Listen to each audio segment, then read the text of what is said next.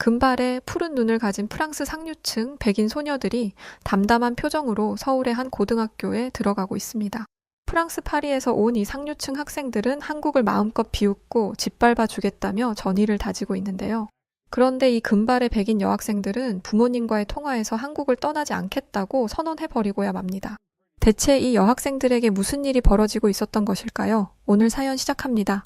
안녕하세요. 저는 프랑스 파리에 살고 있는 10대 소녀 아멜리 펠레티에라고 합니다. 저에게는 어렸을 때부터 친하게 지내온 여자친구들이 있는데 이 친구들은 모두 백인이고 집안도 부유한 편이랍니다. 저와 친구들은 훌륭하고 똑똑한 부모님 덕분에 어린 시절부터 상류층 라이프를 누리며 살아왔죠. 그러던 어느 날 제 친구 중 한 명인 이자벨에게 상상도 하지 못했던 끔찍한 일이 벌어졌어요. 글쎄, 이자벨의 아빠가 동양의 작고 초라한 나라 한국에서 일하게 된 게 아니겠어요? 이자벨의 아빠는 IT 계열에서 일하시는 분인데 이번에 한국 지사로 발령을 받게 되신 거죠. 이자벨네 가족은 모두 함께 한국으로 장기 이민을 가기로 했고 그 소식을 들은 저와 친구들은 이자벨이 너무 걱정이 되어서 잠도 제대로 자지 못했어요. 프랑스 같은 인류 선진국에 살다가 아시아 변방의 후진국에 가서 살게 된 이자벨이 너무 안 되어서 눈물이 날 지경이었죠. 전 눈물을 글썽이며 이렇게 물었어요. 이자벨, 이게 대체 어떻게 된 일이야? 너희 아빠 회사에서 무슨 큰 사고라도 치신 거야? 아니 얼마나 큰 잘못을 저지르셨길래 한국으로 좌천을 당하셨어? 그런데 이자벨은 전혀 예상 밖의 반응을 보였습니다. 자기 아빠는 좌천당한 것이 아니라 오히려 승진을 해서 한국에 가는 거라며 한국은 프랑스보다 IT 기술이 압도적으로 뛰어난 나라일 뿐만 아니라 살기에도 아주 좋은 나라라고 하더군요. 그 말을 들은 저와 친구들은 이자벨이 괜한 자존심에 거짓말을 하는 것이라 생각했죠. 세계에서 손꼽히는 선진국인 프랑스와 기껏해야 개발도상국에 불과한 한국은 비교 대상조차 되지 않는 게 당연했으니까요. 하지만 이자벨이 저렇게 나오는 이상 저는 더 위로해줄 수 없었고 이야기는 거기서 애매하게 끝이 났어요. 그 후로 얼마 뒤 이자벨네 가족은 한국으로 이민을 떠났죠. 프랑스에 남은 저와 친구들은 가끔씩 이자벨이 떠오를 때마다 지옥 속에 살고 있을 그 애가 어떻게 지내고 있는지 궁금하고 걱정이 되곤 했어요. 그러던 어느 날 이자벨은 생각지도 못한 대담한 짓을 저질렀습니다. 그건 바로 저희를 한국으로 초대한 것이었어요. 이자벨은 한국이 너무 좋아서 꼭 너희에게 소개시켜주고 싶다며 저희에게 한국에 놀러와달라 부탁했어요. 이자벨의 초대를 받은 저희는 어떻게 하면 좋을지 고민을 하기 시작했죠. 오랜만에 이자벨이 보고 싶기는 했지만 굳이 그 먼 후진국으로 여행을 가고 싶지는 않았거든요. 하지만 소중한 친구의 부탁을 외면할 수는 없었고 결국 저희는 한국에 가보기로 했답니다. 얼마 뒤 저희는 한국행 비행기에 올라탔어요. 비행기에 올라탄 이상 이미 돌이킬 수 없는 일이었지만 근심 걱정은 계속되었죠. 가난한 후진국 한국에는 못 배워먹은 사람들이 득실거릴 텐데 혹시나 험한 일을 당하지는 않을까? 아니면 거지 같은 한국인들이 먹는 위생적이지 않은 음식을 먹고 배탈이 나지는 않을까? 정말이지? 별별 생각이 다 들었어요. 그런데 한국에 도착한 바로 그 순간 저희들의 걱정은 깨끗하게 사라져 버렸답니다.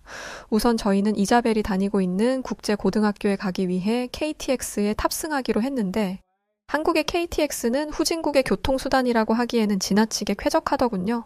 프랑스에도 떼제베라는 초고속 열차가 있기는 하지만 솔직하게 말해 KTX가 갖춘 시설들의 수준이 훨씬 좋아서 당황스러울 지경이었죠. 먼저 KTX는 탑승하는 순간 그 어떤 악취도 나지 않았어요.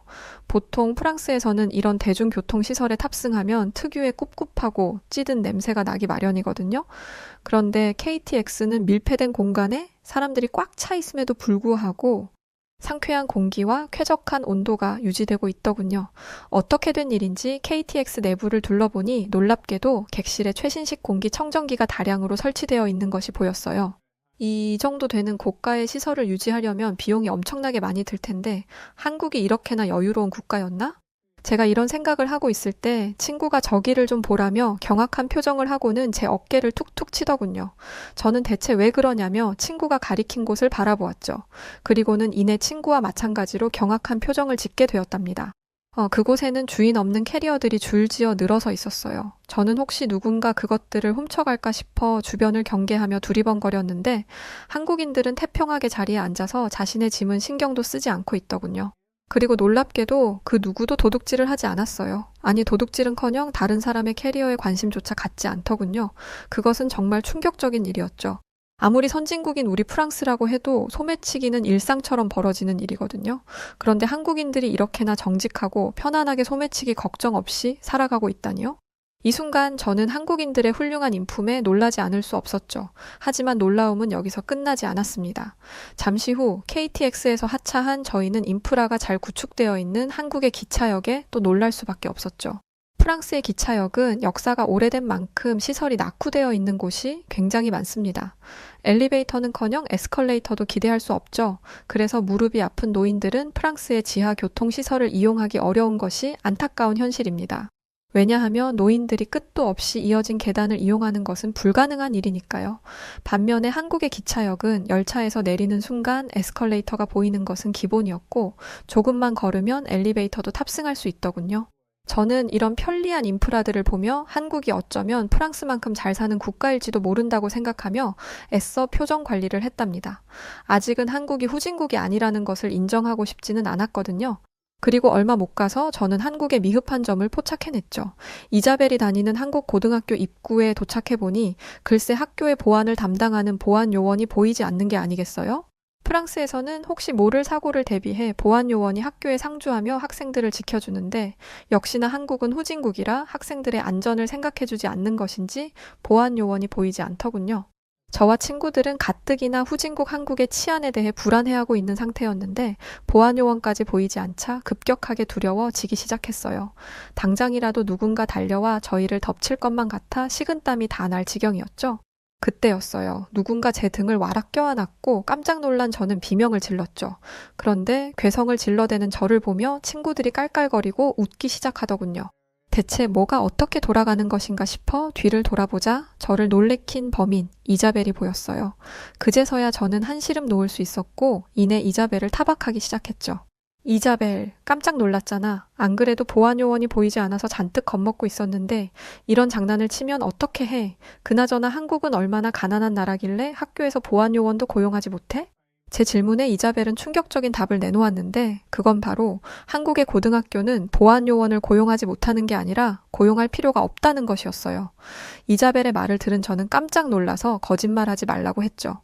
그러자 이자벨은 거짓말이 아니라며 한국의 학교는 충분히 안전해서 보안 요원이 전혀 필요하지 않다고 강조했어요. 그러면서 한국의 학생들은 학업을 1순위로 여기고 대체로 가정교육을 잘 받기 때문에 학교에서 문제를 일으키는 경우가 거의 없다고 하더군요. 무엇보다 자기가 한국에서 몇 년 지내다 보니 알게 된 것인데 한국인들은 민족성 자체가 질서를 잘 지키고 조화를 이루는 것을 중요하게 여기며 정이 많아 서로서로를 애틋하게 여기고 잘 챙긴다고 했죠. 저와 친구들은 이자벨의 믿기 어려운 말을 들으며 한국 고등학교의 기숙사로 향했어요. 여기까지 오느라 고생했으니 기숙사에서 잠시 휴식을 취한 뒤 서울의 번화가로 놀러 나가기 위해서였죠. 그리고 한국 고등학교의 기숙사는 다시 한번 저희를 놀라게 했답니다. 먼저 한국 고등학교의 기숙사는 전자도어락이 설치되어 있어서 카드키로 출입이 가능했는데 호텔도 아니고 고작 기숙사가 이 정도의 시설을 갖추고 있다는 것에 저는 깜짝 놀랄 수밖에 없었죠. 프랑스는 수도인 파리에서도 열쇠를 이용해 수동으로 열고 잠그는 문을 사용하는 곳이 대부분인데 한국은 고등학생들이 이렇게 세련된 생활을 하고 있다니 이건 정말이지 충격 그 자체였습니다. 그런데 이것은 시작에 불과했죠. 한국은 대체 돈이 얼마나 많은 것인지 기숙사 내부에 코인 세탁기와 건조기, 심지어 스타일러까지도 설치되어 있더군요. 저희들은 비행기를 장시간 타고 와서 옷이 많이 구겨진 상태였기에 스타일러에 옷을 넣어보기로 했죠. 10분 뒤 스타일러에서 옷을 꺼내자 구김이 펴져 있음은 물론 옷에서 나던 꿉꿉한 냄새도 사라져 있더군요. 이자벨의 말을 들어보니 이 스타일러는 한국의 대기업에서 만든 것이라던데 성능이 그야말로 환상적이었습니다. 한국의 고등학생들은 이 시설들을 이용해서 언제나 깨끗하고 단정한 옷을 입고 생활할 수 있을 테고 그것은 학생들의 위생과 건강에도 큰 도움이 되겠죠. 그런 생각이 들자 한국의 학교가 학생들을 얼마나 아끼고 배려하는지 뼈저리게 느껴지며 엄청나게 부러운 마음이 들더군요. 저희는 그런 마음을 품은 채 한국 기숙사 투어를 이어갔고 다음으로 도착한 곳은 샤워실이었어요. 샤워실에 들어가자마자 느꼈던 것은 굉장히 따뜻하다는 것이었습니다. 보통 프랑스의 화장실이나 샤워실은 단열이 잘 되어 있지 않아서 겨울이 되면 샤워를 하기 전에 일종의 각오를 하고 샤워실에 들어가야 하거든요. 왜냐하면 샤워실 자체가 얼음장 같이 추울 뿐더러 난방 조절이 잘 되지 않아서 온수가 잘 나오지 않거나 심지어는 수도관이 얼어서 물이 나오지 않는 경우도 있기 때문이죠. 그런데 한국의 기숙사 샤워실은 어떻게 단열을 해놓은 것인지 굉장히 따뜻해서 한겨울에 옷을 다 벗어도 전혀 춥지 않을 것 같았어요. 이자벨은 그 비결이 한국의 기술력에 있다고 하더군요. 한국은 창문도 굉장히 잘 만들어서 이중창으로 밖에서 들어오는 찬바람을 완전 차단하고 동시에 따뜻한 햇빛은 잘 가두어서 내부의 온기를 유지시킨다고 했죠. 게다가 한국은 보일러도 바닥을 따뜻하게 덮이는 온돌이라는 시스템도 잘 만들어서 그야말로 난방의 전문가들이라고 했어요. 그러면서 한국은 겨울에 영하 20도까지 떨어지지만 실내로 들어오기만 하면 반팔 티셔츠만 입고도 생활할 수 있다고 하더군요. 난방이 워낙 잘 되어 있어서 말이죠. 그 말을 들은 저희는 경악을 금치 못했답니다. 프랑스에서는 한겨울에 라디에이터를 틀고도 너무 추워서 밤에 고양이를 꼭 껴안고 자는 경우가 많거든요. 고양이를 왜 껴안냐면 고양이는 사람보다 체온이 높아서 껴안고 자면 굉장히 따뜻해서요. 그런데 한국 사람들은 반팔을 입고 겨울을 나다니 이건 마치 신세계나 다름없는 이야기였죠. 게다가 한국 기숙사 샤워실은 샤워기도 독특했는데 비타민 워터나 항균 성분이 나오도록 하는 특별한 샤워기 헤드가 설치되어 있더라고요. 이자벨의 설명에 따르면 이것은 영리한 한국인들의 특색이 들어간 발명품 중 하나인데 샤워를 하며 동시에 피부 관리를 할 수 있는 제품이라고 하더군요. 어쩐지 여기까지 오며 마주친 한국인들의 피부가 다 반짝반짝 윤이 나더니 그런 똑똑한 비결이 있었던 거구나 싶었죠. 거기에 더해 한국은 수돗물의 질도 아주 좋았어요. 프랑스는 수돗물에 석회가 섞여 있기 때문에 물을 함부로 마실 수도 없고 샤워를 하고 나서도 피부가 퍼석해지는 경우가 많은데 한국은 늘 깨끗한 물을 사용할 수 있다니 부러워서 미칠 지경이더군요. 또 한국 기숙사는 청결 면에서도 프랑스 고등학교의 기숙사와 매우 달랐는데 프랑스 기숙사에서는 침구에서 벼룩이 나오는 경우가 엄청 많아요. 아니, 그냥 침구와 벼룩이 한 세트라고 보는 게 맞겠네요. 그런데 가난한 나라라고 무시했던 한국의 기숙사는 어찌나 청결하게 관리가 되고 있는지 복도와 방에 공기청정기가 설치되어 있음은 물론 벌레 퇴치 업체가 수시로 방문하여 소독을 하고 있다는 마크가 벽에 붙어 있더군요. 이쯤 되자 저와 친구들은 한국을 무시했던 것이 부끄러워지기 시작했어요. 저희가 부끄러움과 죄책감으로 한없이 작아지고 있을 때 이자벨은 이왕 한국 고등학교에 놀러 온 김에 학생 식당에서 급식을 먹어보자고 제안하더군요. 은근히 한국을 무시하며 한국에서 지내는 이자벨을 깔봤던 저희는 이제 와서 염치 없이 이자벨의 제안을 거절할 수 없었죠. 그렇게 저희는 다음 놀라움을 향해 발걸음을 옮기게 되었답니다. 한국 고등학교의 학생 식당은 들어서는 그 순간부터 감탄하게 되더군요. 우선 식기들이 파란 저고해선을 받으며 깨끗하게 소독되고 있는 모습은 마치 SF 영화를 보는 것만 같았고 식판 가득 푸짐하게 담긴 불고기, 잡채, 볶음 김치라는 한식 세트는 절로 침을 꼴깍 삼키게 했죠. 이어서 생전 처음으로 맛보게 된 한식은 마치 머릿속에서 폭죽이 펑펑 터지는 듯한 느낌을 주었답니다. 프랑스도 음식하면 빠지는 나라가 아닌데 한국 역시 달큰하고 짭조름한 맛의 향연이 이어지더군요. 게다가 이 엄청나게 맛있는 음식들이 무료라는 놀라운 말을 들었는데 그 이유는 학생들이 돈 걱정 없이 배부르게 먹으며 열심히 공부할 수 있도록 하기 위해서라고 하더군요. 그 말을 듣는 순간 한국이 얼마나 교육에 진심인 국가인지 알 수 있었고 이런 훌륭한 정책을 무리 없이 실행할 수 있는 자본력까지 갖춘 국가라는 사실에 이곳은 진정한 선진국이구나 라는 것을 인정할 수밖에 없었어요. 그렇게 맛있는 식사를 끝내고 저와 친구들은 대중교통을 이용해 서울 번화가로 놀러 가기로 했는데요. 저희는 이번에도 역시 신기한 경험을 하게 되었답니다. 그것은 바로 학교 근처에 교통수단이 아주 편리하게 조성되어 있다는 것이었어요. 프랑스에서도 버스를 타고 학교에 다닐 수 있기야 하지만 여러모로 굉장히 불편하거든요. 왜냐하면 버스가 한 시간에 딱 한 대만 다니는 경우가 대다수고 그마저도 제 시간에 도착하지 않기 때문에 자칫 잘못하면 버스를 놓쳐서 학교에 지각하게 되는 일이 벌어지기 때문이에요. 그 때문에 프랑스의 학생들은 부모님의 차를 타고 등교하는 경우가 많죠. 단 하나밖에 없는 노선의 버스를 하염없이 기다리며 불편하게 타고 다니는 것보다는 그 편이 훨씬 나으니까요. 반면에 한국의 대중교통은 사람들이 이용하기에 아주 편리하게 설계된 것처럼 보이더군요. 버스 정류장이 학교에 아주 가깝게 설치되어 있는 것은 기본이고 버스 노선도 굉장히 다양했어요. 게다가 학생들은 휴대폰에 설치된 앱을 통해 버스가 몇 시 몇 분에 도착하는지 정확하게 알 수 있더군요. 이러면 추운 겨울이나 더운 여름에 언제 올지 모르는 버스를 하염없이 기다리지 않아도 되니 아주 편리하고 좋을 것 같았어요. 한국이 IT 선진국이라더니 그 말이 피부로 느껴지는 순간이었죠. 그리고 버스뿐만 아니라 버스 정류장 역시 굉장히 신기하더군요. 우선 추울 때를 대비해 정류장 의자에 난방 장치가 설치되어 있었고, 더울 때를 대비해 냉방 장치가 설치되어 있었어요. 우리 프랑스에서는 이런 시설은 찾아볼 수 없습니다. 한국에서 이런 놀라운 것들을 보고 나니까 왜 프랑스에서는 이런 시스템들을 가져볼 생각조차도 안 하는 건지 참 답답한 생각마저 들더군요. 정류장은 필연적으로 사람들이 일정 시간을 서 있을 수밖에 없는 장소인데 사람들이 편안하게 머무를 수 있도록 국가가 나서서 배려하는 것이 느껴져서 참 보기 좋았답니다.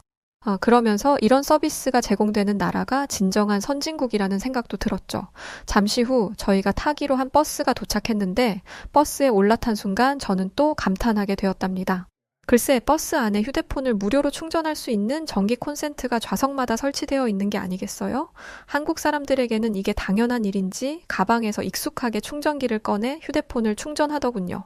놀랍게도 한국인들은 서로 먼저 충전하겠다 싸우지도 않았고 충전 중인 다른 사람의 전자기기에 손을 대지도 않았어요. 버스 안에는 고요함과 질서만이 있을 뿐이었죠. 이런 것은 장담하건대 손꼽히는 선진국인 우리 프랑스에서도 기대하기 어려운 상황이에요. 왜냐하면 프랑스에는 집시라고 불리는 노숙자들이 아주 많이 있거든요. 그들은 자신보다 부유한 다른 사람들의 물건을 훔치는 것이 당연하다고 여기죠. 그리고 집시들이 워낙 소매치기를 많이 하다 보니 프랑스 경찰들은 집시들을 적극적으로 잡지 않아요. 그렇기 때문에 프랑스의 공공장소에서는 이렇게 높은 시민의식을 기대하기 어렵죠. 저와 친구들은 정직하고 훌륭한 성품을 가진 한국인들을 보며 과거에 이들을 무시했던 우리 스스로를 통렬하게 반성했답니다. 그렇게 저희가 무거운 마음을 갖게 된 사이 어느새 버스는 서울의 번화가에 도착했어요. 그런데 서울의 길거리는 놀라울 정도로 안전하더군요. 꽤나 늦은 저녁 시간이었는데도 불구하고 사람들은 아무 걱정 없는 얼굴로 거리를 자유롭게 걷고 있었고 길거리 버스킹을 하거나 댄스 공연을 하는 사람들도 덜어 있었어요. 한국 사람들은 너무나 편안한 얼굴로 밤거리를 누비며 즐기고 있었는데 프랑스에서 평생을 살아온 저희에게 이 광경은 정말이지 낯설고 놀라운 것이었습니다.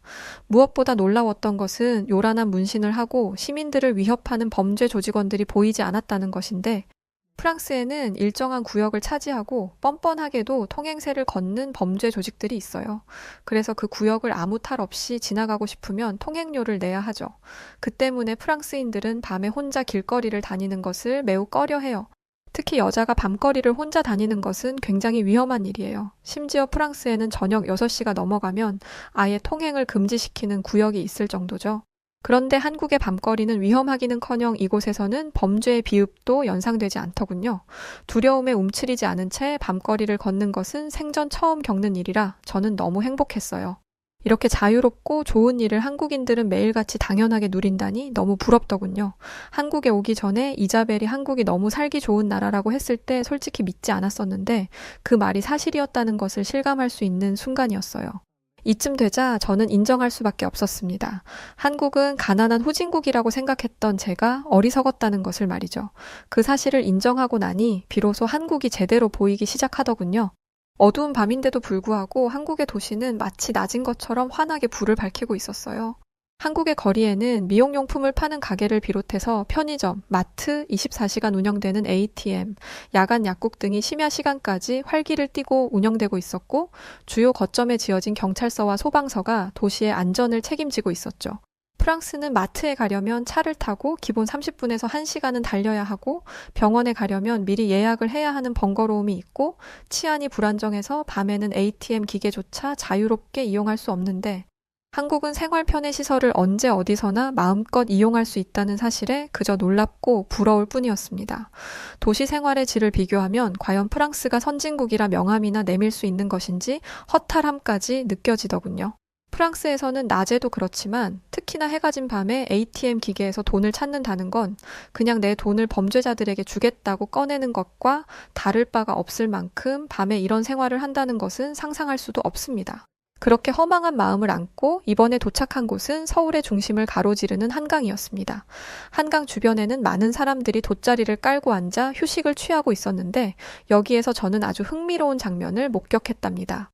글쎄, 돗자리에 앉은 사람들이 배달 앱으로 음식을 주문하면 배달원들이 그 자리에 정확하게 음식을 배달해주는 게 아니겠어요? 귀신이 고칼 노릇이죠. 주택이나 건물처럼 주소가 정확하게 있는 것도 아닌데 한국인 배달원은 대체 어떻게 한강의 불특정 장소에 한치의 오차도 없이 배달을 할 수 있는 걸까요? 제가 의아해하고 있자 이자벨은 한국은 배달 서비스에 있어서 극강을 달리는 나라라며 한국에서는 오늘 물건을 주문하면 바로 다음 날 새벽 주문한 물건을 배송받는 것이 너무나 당연한 일상이고 음식을 주문하면 30분 내에 배달이 오는 것이 평균적인 일이라고 하더군요. 그런 놀라운 일이 가능한 것은 한국의 물류와 유통 체계가 환상적으로 잡혀 있고 그것을 운영하는 한국인들이 워낙 근면성실하고 업무 센스가 좋기 때문이라고 했죠. 그러면서 한번 한국의 신속 정확한 서비스에 맛들인 사람들은 절대 다른 나라에서 살 수 없다고 하더군요. 저는 이자벨의 말을 들으며 홀린 듯이 걸었고 때문에 제 앞에 놓인 얕은 턱을 보지 못했습니다. 결국 저는 중심을 잃고 크게 넘어지고 말았고 그 순간 제가 착용하고 있던 안경이 벗겨지며 안경알이 박살 나버렸습니다.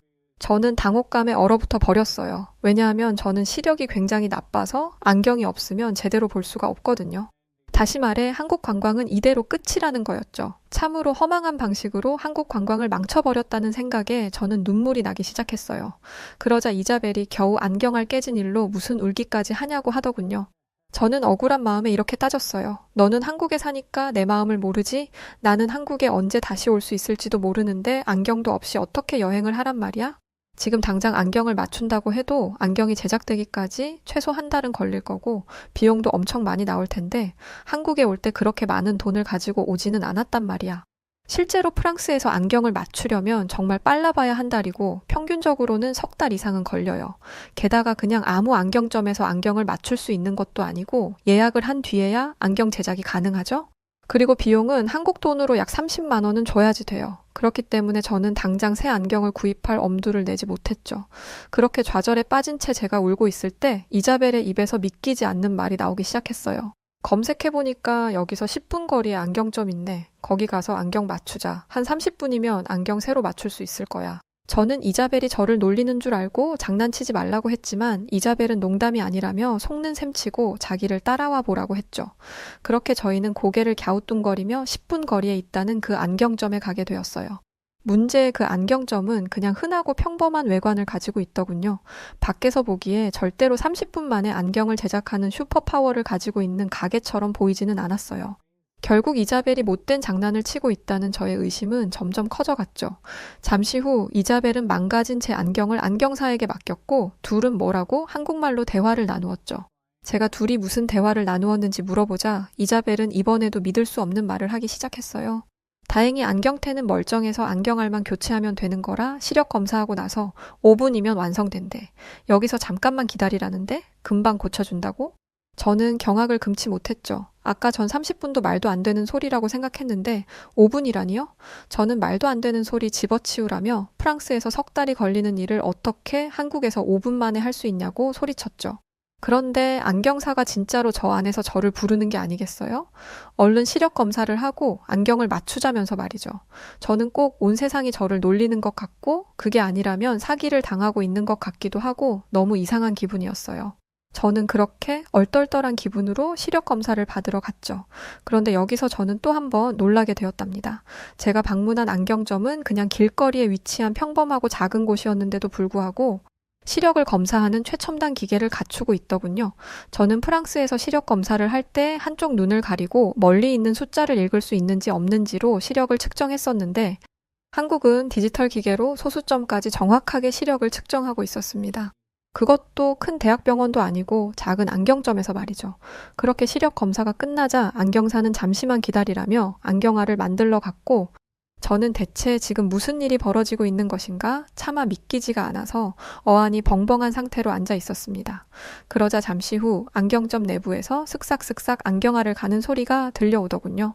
그리고 정말 5분도 되지 않아 제 손에는 새 안경이 쥐어져 있었습니다.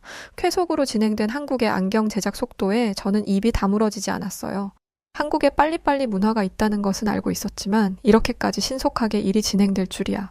아까 전 이자벨이 했던 말 중에 한국의 서비스의 맛을 들이면 절대 다른 나라에서 살 수 없다는 것이 피부로 느껴지는 순간이었죠. 아주 작은 생활 필수품인 안경이 이 정도인데 한국의 다른 서비스들은 또 얼마나 좋을까요? 게다가 한국의 안경값은 프랑스 안경값의 10분의 1 정도밖에 되지 않았습니다. 제작 속도는 비교도 되지 않게 빠르면서 제작비 역시 비교도 되지 않게 저렴하다니 대체 한국의 정체는 뭘까요? 천국인가요? 이 순간 저와 친구들은 기절할 정도로 놀라서 서로를 바라보며 이렇게 소근거리기 시작했어요. 한국 진짜 최고인 것 같아. 안전하지, 음식 맛있지, 서비스 훌륭하지. 단점이 있기는 한 거야. 솔직히 나 프랑스 떠나서 한국에서 살고 싶어.